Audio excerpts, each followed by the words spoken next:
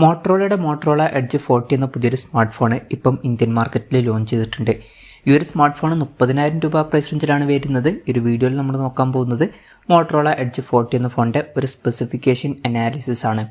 നമ്മൾ ആദ്യം എടുത്തു പറയേണ്ട ഫീച്ചേഴ്സിനെ പറ്റി പറയുകയാണെന്നുണ്ടെങ്കിൽ, ഒന്നാമത്തെ ഒരു കാര്യം, ഇതിൽ IP68 റേറ്റിംഗ് സപ്പോർട്ട് ചെയ്യുന്നുണ്ട്. 30,000 രൂപ പ്രൈസ് റേഞ്ചിലൊക്കെ IP റേറ്റിംഗ് വരുന്നു എന്നുള്ളത് എടുത്തു പറയേണ്ട ഒരു കാര്യം തന്നെയാണ്. പിന്നെ ഈ ഒരു പ്രൈസ് റേഞ്ചിൽ തന്നെ ഈ ഫോണിൽ വയർലെസ് ചാർജിങ് എന്നുള്ള ഫീച്ചർ കിട്ടുന്നുണ്ട്. 15 വാട്ടിൻ്റെ വയർലെസ് ചാർജിങ് ഇതിൽ സപ്പോർട്ട് ചെയ്യുന്നുണ്ട്. അതുപോലെ തന്നെ 5 വാട്ടിൻ്റെ റിവേഴ്സ് വയർലെസ് ചാർജിങ് എന്നുള്ള ഫീച്ചറും ഇതിൽ സപ്പോർട്ട് ചെയ്യുന്നുണ്ട്. ഈ ഒരു പ്രൈസ് റേഞ്ചിലൊന്നും അധിക ഫോണുകളിലൊന്നും വയർലെസ് ചാർജിങ് ഇല്ല. ഇപ്പോൾ ഈ ഒരു പ്രൈസ് റേഞ്ചിൽ നത്തിങ് ഫോൺ 1, അതുപോലെ തന്നെ സാംസങ് S20 FE, ഇങ്ങനെ ചുരുക്കം ചില ഫോണുകളിൽ മാത്രമേ വയർലെസ് ചാർജിങ് എന്നുള്ള ഫീച്ചർ വരുന്നുള്ളൂ. അപ്പം അത് എടുത്തു പറയേണ്ട ഒരു കാര്യമാണ്. പിന്നെ എടുത്തു പറയേണ്ട മറ്റൊരു കാര്യം, ഇതിൽ കർവ്ഡ് ആയിട്ടുള്ള ഡിസ്പ്ലേ വരുന്നുണ്ട്. ഈ ഒരു പ്രൈസ് റേഞ്ചിൽ കർവ്ഡ് ആയിട്ടുള്ള ഡിസ്പ്ലേ വരുന്നു എന്നുള്ളത് വളരെ നല്ലൊരു കാര്യം തന്നെയാണ്. പിന്നെ എടുത്തു പറയേണ്ട മറ്റൊരു കാര്യം എന്ന് പറയുന്നത്, ഈ ഫോണിൻ്റെ വെയിറ്റ് വരുന്നത് 167 ഗ്രാമാണ്. അത്യാവശ്യം നല്ലോണം ലൈറ്റ് വെയിറ്റ് ആയിട്ടുള്ള ഒരു ഫോണാണ്. തിക്നെസ് വരുന്നത് 7.49 mm ആണ്. അപ്പോൾ തിക്നെസ്സും അത്യാവശ്യം കുറവാണ്. അപ്പം ഇതൊക്കെയാണ് എടുത്തു പറയേണ്ട ഫീച്ചേഴ്സിൽ പറയാനുള്ള കാര്യങ്ങൾ. ഇനി ഈ ഒരു പ്രൈസ് റേഞ്ചിൽ വലിയ തരക്കേടില്ല എന്ന് തോന്നിയിട്ടുള്ള ഫീച്ചേഴ്സിനെ പറ്റി പറയുകയാണെന്നുണ്ടെങ്കിൽ, ബാക്കി ഓൾമോസ്റ്റ് എല്ലാ ഫീച്ചേഴ്സും നമുക്ക് ഈ ഒരു സെക്ഷനിൽ ഉൾപ്പെടുത്താവുന്നതാണ്. ഇപ്പോൾ ഡിസ്പ്ലേയുടെ കാര്യത്തിൽ 6.55 ഇഞ്ചിൻ്റെ ഫുൾ HD+ ഡിസ്പ്ലേ ഇതിൽ കൊടുത്തിട്ടുണ്ട്. POLED പാനലൊക്കെ ഇതിൽ വരുന്നുണ്ട്. പിന്നെ നമ്മൾ നേരത്തെ പറഞ്ഞു, കർവ്ഡ് ആയിട്ടുള്ള ഡിസ്പ്ലേ ആണ് ഇതിൽ വരുന്നത്. ഡിസ്പ്ലേയിൽ 144 ഹെർട്സിൻ്റെ റിഫ്രഷ് റേറ്റ് ഒക്കെ സപ്പോർട്ട് ചെയ്യുന്നുണ്ട്. അതുപോലെ തന്നെ 360 ഹെർട്സിൻ്റെ ടച്ച് സാമ്പിളിംഗ് റേറ്റും ഇതിൽ വരുന്നുണ്ട്. പിന്നെ പഞ്ചോൾ ഡിസൈൻ ഇതിൽ കൊടുത്തിട്ടുണ്ട്. പഞ്ചോൾ വരുന്നത് ടോപ്പ് സെൻറ്റർ ഭാഗത്തായിട്ടാണ്. ഫോണിൻ്റെ പീക്ക് ബ്രൈറ്റ്നസ് വരുന്നത് 1200 നിറ്റ്സ് ആണ്.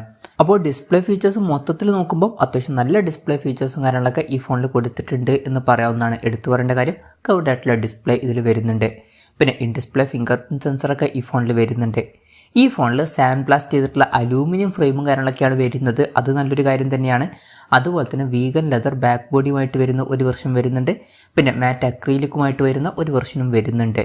ഈ ഒരു ഫോണിൻ്റെ എക്ലിപ്സ് ബ്ലാക്ക്, നെബുല ഗ്രീൻ, അതുപോലെ തന്നെ ലൂണാർ ബ്ലൂ എന്നീ കളർ വേരിയൻസ് ആണ് ഇപ്പോൾ ലോഞ്ച് ചെയ്തിരിക്കുന്നത്. ഇതിൽ black colour variant acrylic variant ആണ്. മറ്റ് 2 വെർഷൻസ് വീഗൻ ലെതർ ബാക്ക് ബോഡിയുമായിട്ട് വരുന്ന വെർഷൻസ് ആണ്. ഇനി പ്രോസസ്സറിൻ്റെ കാര്യം പറയുകയാണെന്നുണ്ടെങ്കിൽ, mediatek dimensity 8020 എന്ന പ്രോസസ്സർ ഇതിൽ കൊടുത്തിട്ടുണ്ട്. ഈ ഒരു പ്രൈസ് റേഞ്ചിൽ ഇത് ഏറ്റവും ബെസ്റ്റാണ് എന്നൊന്നും പറയാൻ പറ്റില്ല. എന്നാലും ഈ ഒരു പ്രൈസ് റേഞ്ചിൽ ഇത് തരക്കേടില്ലാത്തൊരു പ്രോസസ്സർ തന്നെയാണ്. അപ്പോൾ അതും നമുക്ക് തരക്കേടില്ലാത്ത ഫീച്ചേഴ്സിൻ്റെ ലിസ്റ്റിൽ ഉൾപ്പെടുത്താവുന്നതാണ്. പിന്നെ 5G സപ്പോർട്ടും കാര്യങ്ങളൊക്കെ വരുന്നുണ്ട്. 14 5G ബാൻഡ്സ് കൊടുത്തിട്ടുണ്ട്. അപ്പോൾ മേജറായിട്ടുള്ള എല്ലാ 5G ബാൻഡ്സും ഇതിൽ വരുന്നുണ്ട്. പിന്നെ ഈ ഫോണിൻ്റെ ബേസ് വേരിയൻറ്റിൽ തന്നെ 8 GB റാമും അതുപോലെ തന്നെ 256 GB ഇൻറ്റേർണലും വരുന്നുണ്ട്. അത് നല്ലൊരു കാര്യം തന്നെയാണ്. പിന്നെ വേറെ വെർഷൻസ് ഒന്നും വരുന്നില്ല. LPDDR4Xൻ്റെ റാമും UFS 3.1 സ്റ്റോറേജ് ടൈപ്പും ഇതിൽ കൊടുത്തിട്ടുണ്ട്. പിന്നെ മെമ്മറി കാർഡ് സ്ലോട്ട് ഈ ഫോണിൽ വരുന്നില്ല. പിന്നെ ശ്രദ്ധിക്കേണ്ട മറ്റൊരു കാര്യം എന്ന് പറയുന്നത്, ഇതിൽ ഒരു ഫിസിക്കൽ സിമ്മേ നമുക്ക് യൂസ് ചെയ്യാൻ പറ്റുള്ളൂ. പക്ഷേ 2 സിമ്മിൻ്റെ സപ്പോർട്ട് ഉണ്ട്.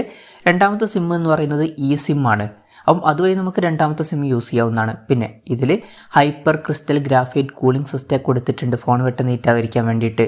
സ്റ്റീരിയോ സ്പീക്കേഴ്സ് ഈ ഫോണിൽ വരുന്നുണ്ട്. ഡോൾബി അറ്റ്മോസിൻ്റെ സൗണ്ടും സപ്പോർട്ട് ചെയ്യുന്നുണ്ട്. പിന്നെ 3 മൈക്രോഫോൺസ് ഒക്കെ ഇതിൽ കൊടുത്തിട്ടുണ്ട്. 3.5 mm ഓഡിയോ ജാക്ക് ഈ ഫോണിൽ വരുന്നില്ല. പിന്നെ Android 13 ബേസ് ആയിട്ടുള്ള MyUX സോഫ്റ്റ്വെയർ ആണ് ഈ ഫോണിൽ വരുന്നത്. ഈ ഫോണിൽ 2 കൊല്ലത്തെ OS അപ്ഡേറ്റും കാര്യങ്ങളൊക്കെ ലഭിക്കുന്നതായിരിക്കും. അതുപോലെ തന്നെ 3 കൊല്ലത്തെ സെക്യൂരിറ്റി അപ്ഡേറ്റ്സും ഇതിൽ ലഭിക്കും.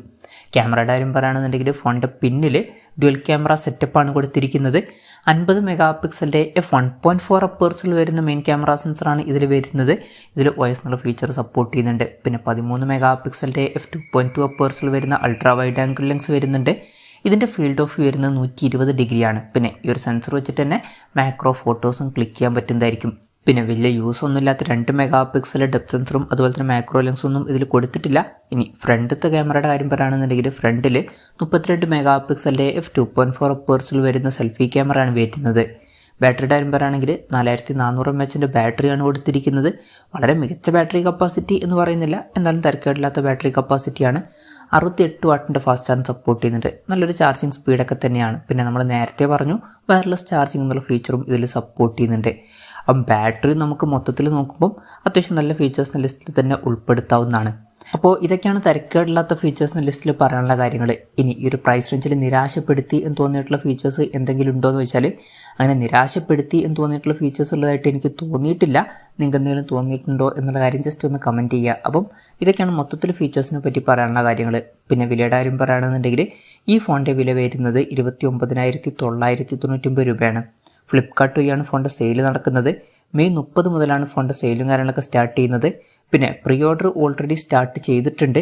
പ്രീ ഓർഡർ ചെയ്യുകയാണെന്നുണ്ടെങ്കിൽ 6 മാസത്തെ ഫ്രീ സ്ക്രീൻ റീപ്ലേസ്മെൻറ്റ് വാറൻറ്റിയും കാര്യങ്ങളൊക്കെ ലഭിക്കുന്നതായിരിക്കും. എന്തായാലും ഓവറോൾ നോക്കുകയാണെന്നുണ്ടെങ്കിൽ ഈ ഒരു പ്രൈസ് റേഞ്ചിൽ ഈ ഫോണിൽ വളരെ മികച്ച ഫീച്ചേഴ്സൊക്കെ വരുന്നുണ്ട് എന്ന് പറയാവുന്നതാണ്. എടുത്തു പറയേണ്ട പല ഫീച്ചേഴ്സും ഇതിൽ വരുന്നുണ്ട്. IP68 റേറ്റിങ്ങും അതുപോലെ തന്നെ വയർലെസ് ചാർജിങ്ങിൻ്റെ സപ്പോർട്ടും കർവ്ഡ് ആയിട്ടുള്ള ഡിസ്പ്ലേയും ഒക്കെ എടുത്തു പറയേണ്ട ഫീച്ചേഴ്സിൽ നമുക്ക് പറയാവുന്നതാണ്. ബാക്കി ഫീച്ചേഴ്സ് അത്യാവശ്യം തരക്കേടില്ലാത്ത നല്ല ഫീച്ചേഴ്സ് തന്നെയാണ്. നല്ല ഡിസ്പ്ലേ ഫീച്ചേഴ്സും അത്യാവശ്യം തരക്കേടില്ലാത്ത നല്ലൊരു പ്രോസസ്സറും അതുപോലെ തന്നെ വീഗൻ ലെതർ ബാക്ക് ബോഡിയും അലൂമിനിയം ഫ്രെയിമും അത്യാവശ്യം തരക്കേടില്ലാത്ത ഓൺ പേപ്പർ ക്യാമറ സ്പെസിഫിക്കേഷനും ഒക്കെ തരക്കേടില്ലാത്ത അത്യാവശ്യം നല്ല ഫീച്ചേഴ്സ് തന്നെയാണ്. അപ്പം എൻ്റെ ഒരു അഭിപ്രായത്തിൽ ഈ ഒരു പ്രൈസ് റേഞ്ചിൽ ഇത് അത്യാവശ്യം നല്ലൊരു ഫോൺ തന്നെയായിരിക്കും. ഈ ഒരു ഫോൺ ഈ ഒരു പ്രൈസ് റേഞ്ചിൽ തീർച്ചയായിട്ടും കൺസിഡർ ചെയ്യാം എന്നാണ് എനിക്ക് തോന്നിയിട്ടുള്ളത്. എന്തായാലും ഈ ഒരു ഫോണിനെ പറ്റിയിട്ടുള്ള നിങ്ങളുടെ അഭിപ്രായം ജസ്റ്റ് ഒന്ന് കമൻറ്റ് ചെയ്യുക.